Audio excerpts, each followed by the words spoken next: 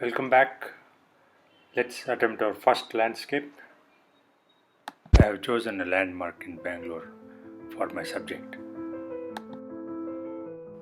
Your drawing is something which can make or break your painting. Make sure you get your perspectives right. Let's remove the reference lines we used to mark the vanishing points. Make sure your perspective is right before you remove the reference lines. I prefer to start from the top left and work towards the bottom right. Though there is no hard and fast rule on how and where you want to start your painting, I do this simply because I don't want to risk my palm touching the wet surface as I paint. Remember, watercolors are transparent. Make sure you paint the brighter and lighter parts of the painting first and then work on the darker shades. Whenever you want colors to merge smoothly, make sure you paint the second layer as quickly as possible before the first layer dries up. We call this the wet and wet technique. Watercolors lose their intensity as they dry up. So the longer it takes to dry, the lesser is the intensity of the color.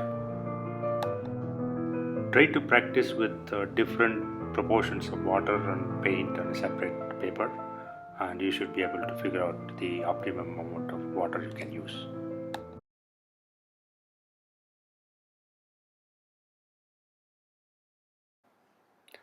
As I said earlier, it is very important that we study the behavior of the paint on paper, especially how they flow from top to bottom, what happens to the intensity when they dry up, etc.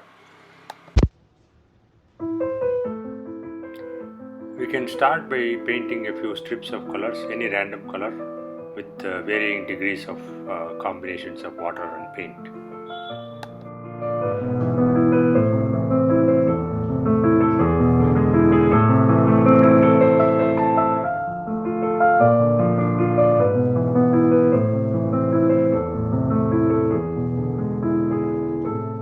It's interesting to note how each and every color behaves. Not all colors behave the same way.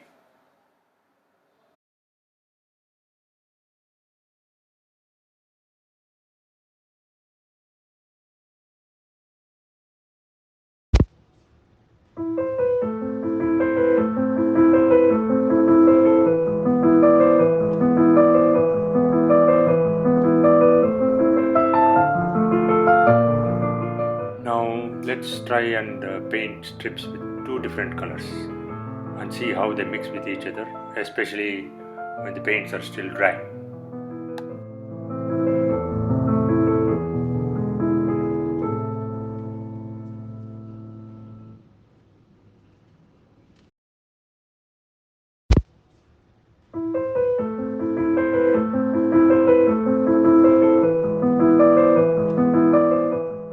Now let's try and paint the second layer on top of this and see how it behaves on both the dried areas and semi-dry areas.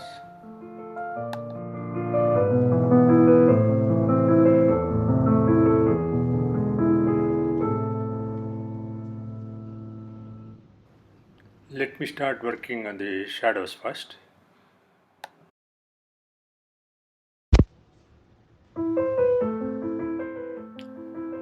Remember, the subjects near to you are sharper than the subjects which are away from you. Keep that in mind.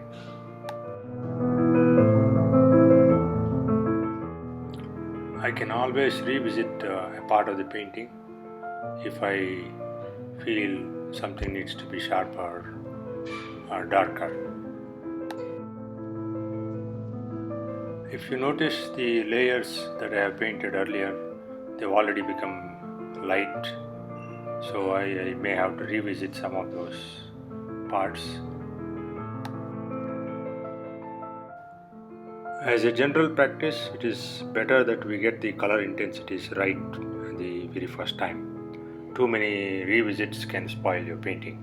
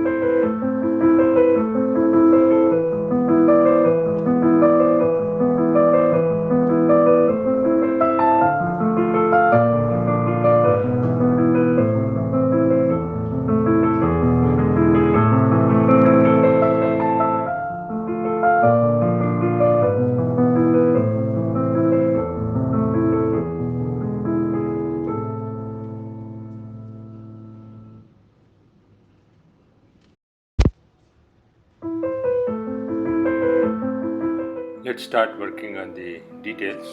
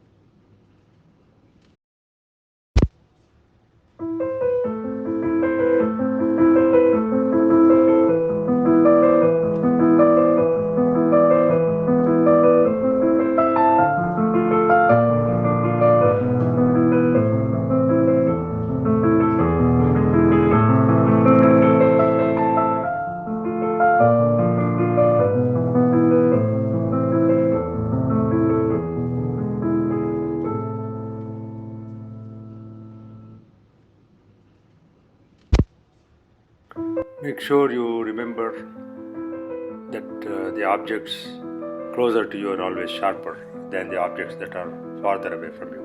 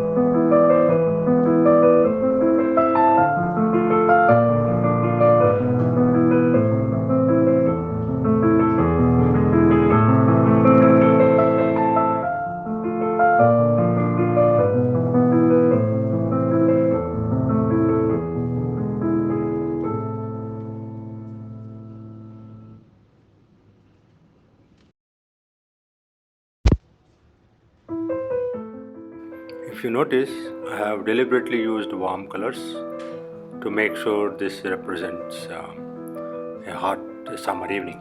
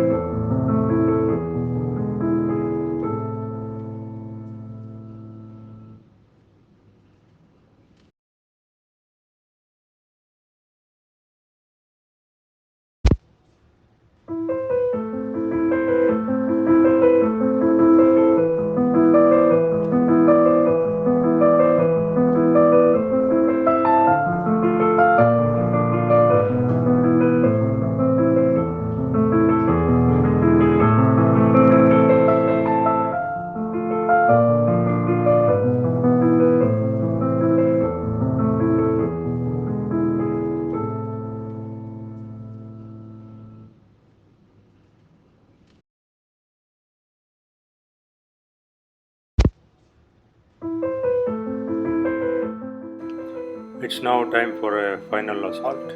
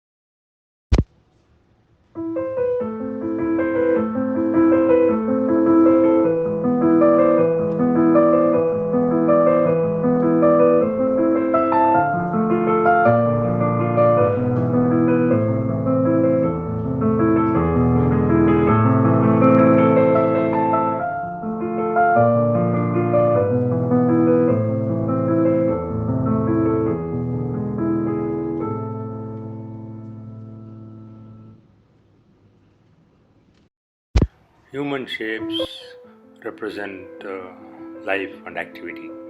Make sure you have a few human figures in your painting.